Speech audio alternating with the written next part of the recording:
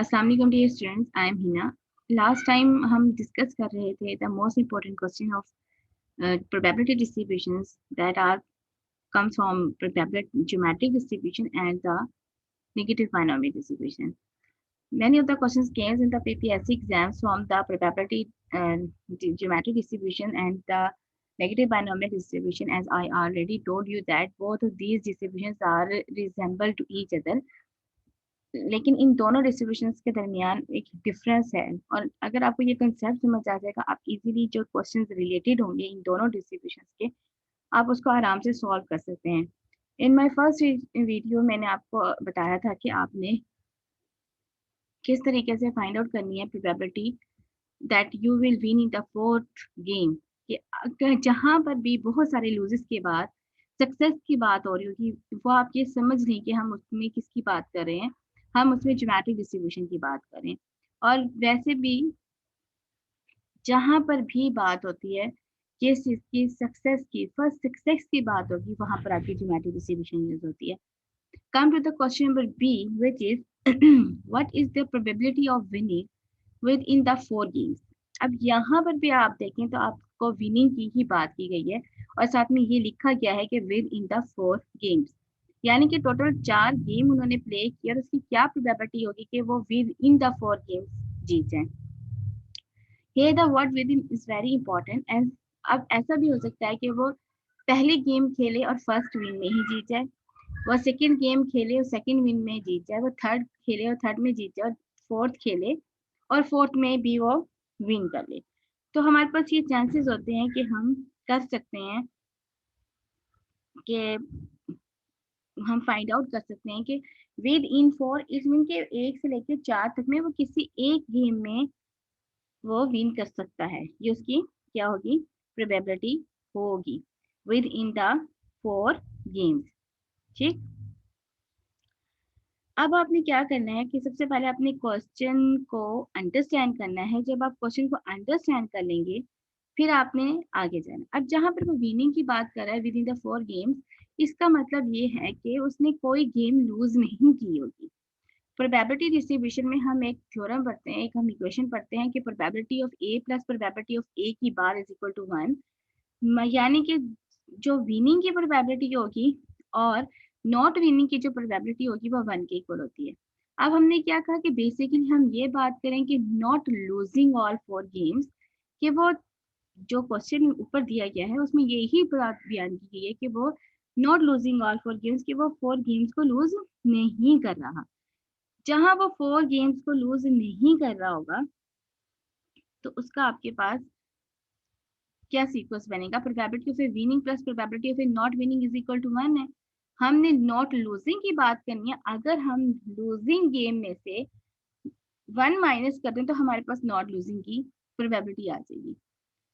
ठीक है, इसीलिए मैंने यहाँ पर 1 माइनस क्यू फेल लिखा है, यहाँ पे क्यू लिखा है, क्योंकि हम अगर माइनस कर देंगे ऑल लूजिंग गेम में से नॉट लूजिंग को, तो हमारे पास जो प्रोबेबिलिटी है वो आ जाएगी किसकी, विनिंग की आ जाएगी। That's why we come from Q4। जहां पर भी आपको विद इन टाइप के क्वेश्चंस आए तो आपने यही इक्वेशन यूज करनी है, probability of A winning plus probability of A not winning is equal to 1। ठीक है, come to the third question, what is the probability of winning at least once in first 4 games। अब यहाँ देखें कि यहाँ पर उसने बात की थी कि विद इन 4 गेम्स, यहाँ पर वो विद इन 4 गेम्स की बात कर रहा था, यानी कि वो 4 गेम्स खेल रहा था, we are related to games. अब यहाँ पर क्वेश्चन नंबर सी में वो जीतने की बात कर रहा है कि कम से कम वो 4 गेम में एक बार तो जीते। जहां पर भी एटलीस्ट 1 का मतलब आएगा, इसका मतलब क्या होगा आपके पास कि वो probability of X greater than और equal to greater than 4, greater than 1, यानी कि एटलीस्ट ग्रेटर के सेंस में आता है कि वो एक दफा भी जीत सकता है, 2 बार भी, 3 बार भी और 4 बार भी, क्योंकि उसने 4 गेम्स खेलनी है। तो यहाँ पर हम अपना एक्स क्या बना लेंगे कि वो 4 गेम्स खेले और वो कोई एक गेम भी जीत सकता है, ग्रेटर देन और इक्वल टू 1 हम लेते हैं, 1 2 3 एंड 4। अच्छा, अब आपको ये कंसेप्ट समझना ऐसे है, उसने क्या कहा कि वो कोई एक गेम जीत ले।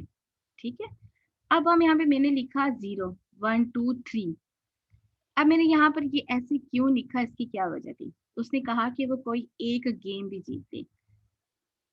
ये जो चीज है ये मैं आपको शो कर रही है किसकी, प्रोबेबिलिटी ऑफ फेलियर। ठीक है, वो कैसे? फेलियर्स को, नंबर ऑफ फेलियर्स को, सॉरी प्रोबेबिलिटी नहीं, यहाँ पे नंबर आएगा, नंबर ऑफ फेलियर्स को रिप्रेजेंट करें कैसे? x is equal to 0। इसका क्या मतलब है कि वो कोई भी गेम लूज नहीं कर रहा, उसने चारों की चारों जीत रही है। x 1 इज इक्वल टू 1, यहाँ पे क्या मतलब होगा कि उसने एक गेम लूज किया और बाकी 3 वो जीत चुका है। 2 का मतलब क्या होगा कि उसने 2 गेम्स जीती हैं और 2 वो हार गया है। और 3 का मतलब क्या होगा कि उसने 4 गेम में से 3 गेम्स विन की हैं और एक लूज कर दी और बाकी। तो ऐसा हो सकता है कि अब उसने कोई गेम भी लूज नहीं की, उसने एक गेम लूज की, उसने 2 लूज की और उसने 3 लूज की। 4/4 इस तरह नहीं था कि उसने चारों खेली और चारों की चारों लूज कर दी, इस वजह से मैंने यहाँ पर 4 नहीं लिखा। ठीक है, अब आपने क्या करना है, प्रोबेबिलिटी यहाँ पे 0 लिखा हुआ था तो मैंने क्या लिख दिया 0.04। क्यों? क्योंकि मैं बात कर रही हूँ कि उसने कोई भी गेम लूज नहीं की। 0.04 आ गया प्रोबेबिलिटी ऑफ सक्सेस। यहाँ पर उसने एक लूज की और एक जीती, एक लूज की है इस, और यहाँ पर उसने एक लूज की और यहाँ वो, मैंने क्या कहा था, एक लूज कर रहा है और बाकी 3 विन करेगा वो। यहाँ पर क्या आ जाएगा आपके पास, एक लूज कर रहा है और बाकी वो 3 विन करेगा। ठीक है, यहाँ पर वो क्या कर रहा है, 2 लूज कर रहा है, 2 विन कर रहा है। यहाँ पर उसने क्या किया है कि उसने यहाँ पे 3 लूज किए हैं और एक विन किया है। ठीक है, जब आप इस सब को सॉल्व करेंगे तो आपका आंसर आएगा 0.150। आई होप यहाँ पे आप, यहाँ तक आपको समझ आ गया होगा और बहुत क्लियरली समझ आ गया होगा। ठीक है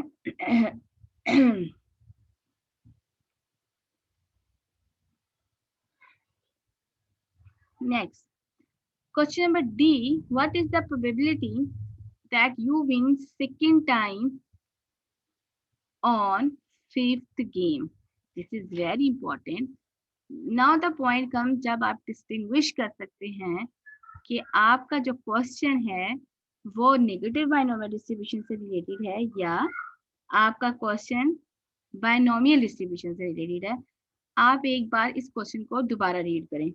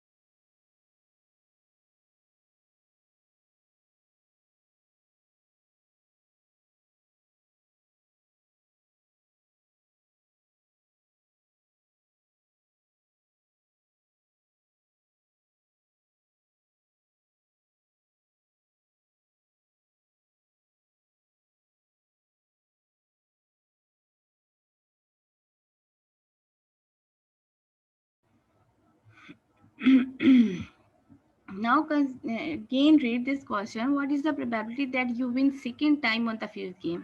अब अगर आप इस क्वेश्चन को गौर से देखें तो यहाँ पर उसने आपसे फर्स्ट सक्सेस की बात नहीं की, यहाँ पर उसने आपको ये कहा है कि वो दूसरी बार जीता है on fifth game. So this is the question that shows that it comes from the negative binomial distribution. अगर यहाँ पे वो ये मेंशन करता what is the probability that you win first time on the fifth game, then this is the question of geometric distribution. अब उसने यहाँ पे लिख दिया कि what is the probability that you win second time on the fifth game. So यहाँ पर उसने second time की बात की है और वो win कर रहा है किसमें, फिफ्थ गेम में। अंडरस्टैंड कर रहे हैं मेरी बात को? इसीलिए मैंने आपसे ये कहा था कि जहाँ पर भी वो फर्स्ट सक्सेस की बात करेगा वो आपके पास होंगी ज्योमेट्रिक डिस्ट्रीब्यूशन की, और जहाँ पर वो आपसे सेकंड, थर्ड, फोर्थ सक्सेस की बात करेगा वो आपके पास होगी नेगेटिव बाइनोमियल डिस्ट्रीब्यूशन की। तो इस क्वेश्चन को मैं लेफ्ट कर देती हूँ। अभी ये मैं आपको नेक्स्ट वीडियो में बताऊंगी जब हम नेगेटिव बाइनोमियल डिस्ट्रीब्यूशन के क्वेश्चंस करेंगे कि हम इसको कैसे सॉल्व करेंगे। ये क्वेश्चन है, what is the expected number of games before you win. जहां पर भी आपसे एक्सपेक्टेड के बारे में क्वेश्चनिंग की जाए, आपको मालूम होगा कि उसमें हमने जस्ट मीन फाइंड आउट करना है। अब आपको ये पता होना चाहिए कि ज्योमेट्रिक डिस्ट्रीब्यूशन का जो मीन है वो किसके इक्वल होता है। The expected mean of the geometric distribution is आपके पास होता है 1/p, और जो आपके पास वेरियंस होता है वो आपके पास होता है q डिवाइडेड बाई p। जहाँ पर भी वो एक्सपेक्टेशन की बात करेगा, इट्स मीन दैट वो वेरिएंस की बात करे। वहाँ पर आपने कुछ भी नहीं करना और वहाँ पर आपने सिंपली इसका फॉर्मूला पुट कर देना है। वो आपके पास होगा expected value of A x, what is expected number of games before you win is 1 divided by p। तो 1 इसमें आपके पास क्या होता है, 1 डिवाइडेड बाई p। p आपके पास यहाँ पर क्या था, 0. Let me check, 0.04। तो जब आप 1 को 0.04 पे डिवाइड करेंगे तो आपके पास आंसर क्या आएगा, let me check, 1 divided by 0.04, your answer is 25। ठीक, जहाँ पर भी एक्सपेक्टेड की बात की जाएगी वहाँ पर आपने मीन फाइंड आउट करना है और आपका आंसर आ जाएगा जी 0.1 डिवाइडेड बाय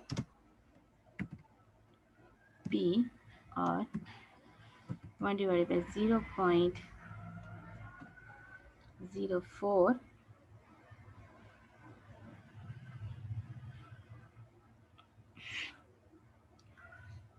this is